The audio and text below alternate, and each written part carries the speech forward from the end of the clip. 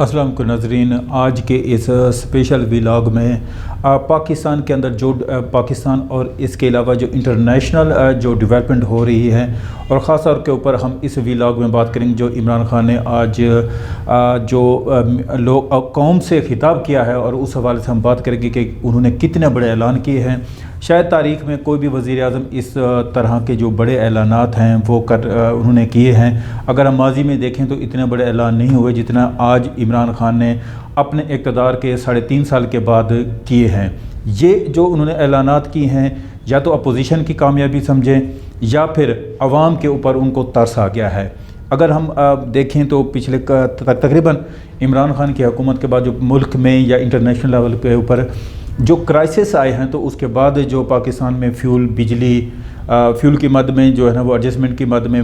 जो बिजली की कीमत बढ़ाई जाती थी, उसके अलावा पेट्रोल की कीमत बढ़ाती जाती रही है, जिसकी वजह से पाकिस्तान की जो मईशत है का जो इन्हसार है वो पेट्रोल पे होता था। जब पेट्रोल की कीमत बढ़ती थी तो इसके साथ साथ जितनी भी चीज़ें थी उनकी कीमतें भी वो बढ़ जाती थी। किराए हों, सब्ज़ियाँ हों, फ्रूट हो, कोई भी चीज़ हो उसकी कीमत में इजाफा होता जा रहा है। आज जिस तरह इमरान खान ने यूक्रेन और रूस की जंग के हवाले से उन्होंने बात की कि ये एक बहुत जो है ना आलमी जंग की तरफ भी जा सकती है,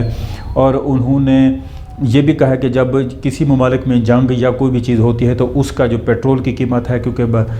उसकी कीमत में भी उन्होंने का जिक्र किया है कि इसमें पेट्रोल की कीमत बढ़ सकती है, लेकिन हम अब अपनी कौम के लिए ऐसा बिल्कुल नहीं करेंगे और उनको हम बेहतरीन सहूलियत देंगे। और उसके साथ साथ उन्होंने बहुत से चंद और ऐलानात भी किए हैं। तो मैं जो अगर हमें अपनी पाकिस्तान की सियासत के हवाले से बात करूं तो पाकिस्तान की जो सियासत है इस टाइम बहुत बढ़ती जा रही है। अपोजिशन जो है ना वो इत्तेहाद कर लिया है। उन्होंने पहले उन्होंने कहा कि जी हम अदम एतमाद का जो है ना तहरीक चलाएँगे। उन्होंने अदम एतमाद पे तो आ गए, लेकिन अदम एतमाद की उन्होंने मुख्तलिफ स्टेजें रखी हुई हैं। अगर हम बलूचिस्तान के हवाले से बात करें तो वो कहते हैं कि जी हम अदम एतमाद लाकर उस जो मुंतखब हुकूमत है तो उसको ख़त्म करने के बाद हम जो बलूचिस्तान में है अख्तर मेंगल के साथ मिलकर एक मखलूत हुकूमत बनेंगे।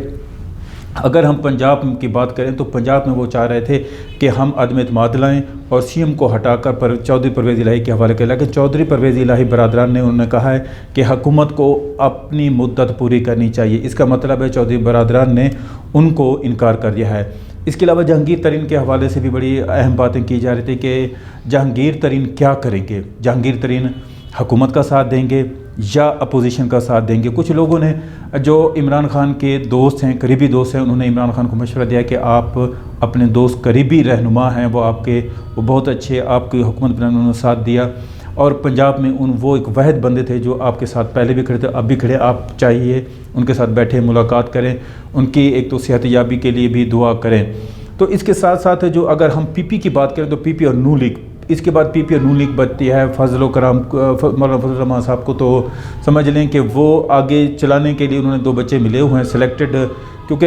अगर पाकिस्तान के जो मुंतखब अब जो जमातें हैं उनके बच्चे सिलेक्टेड हैं। एक तरफ तो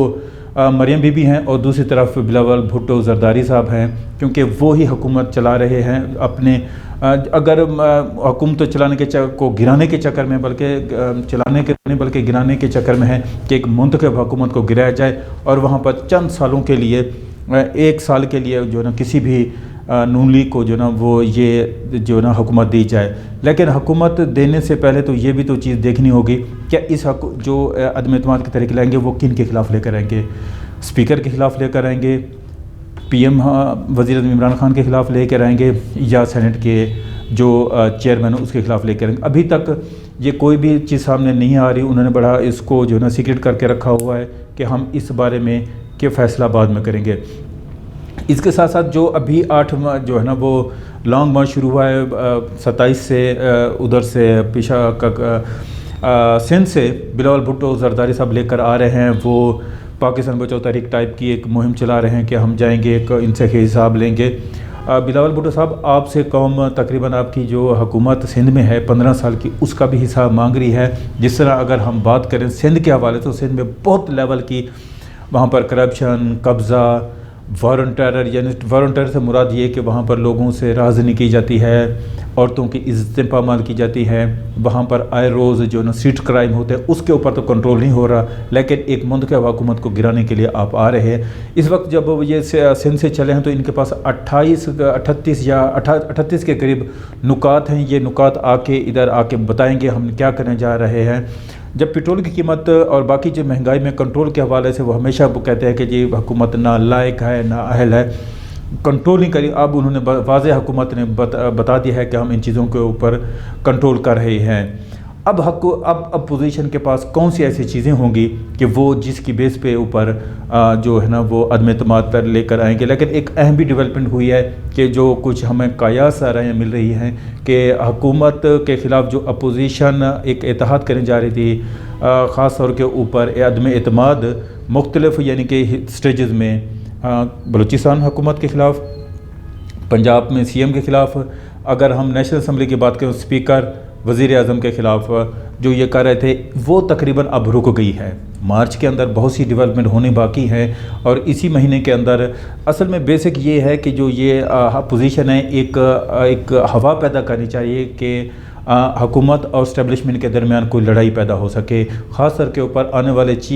آرمی چیف کے حوالے سے کوئی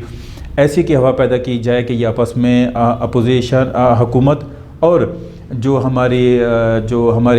اسٹیبلشمنٹ ہے یہ آپس میں لڑ پڑیں اور وہ یہ فیصلہ نہ کر سکیں، اور جس کی وجہ سے وہ ہمیں ساتھ دیں پی پی یا نون لیگ کا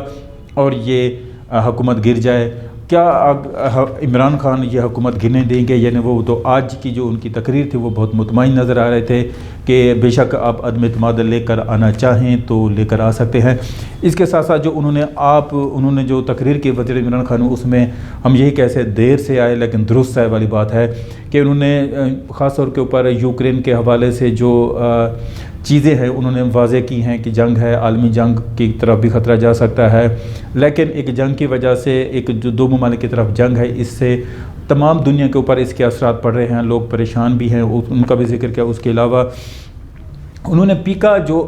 میڈیا قانون کے حوالے سے بات کی، انہوں نے کہا جی ہم کسی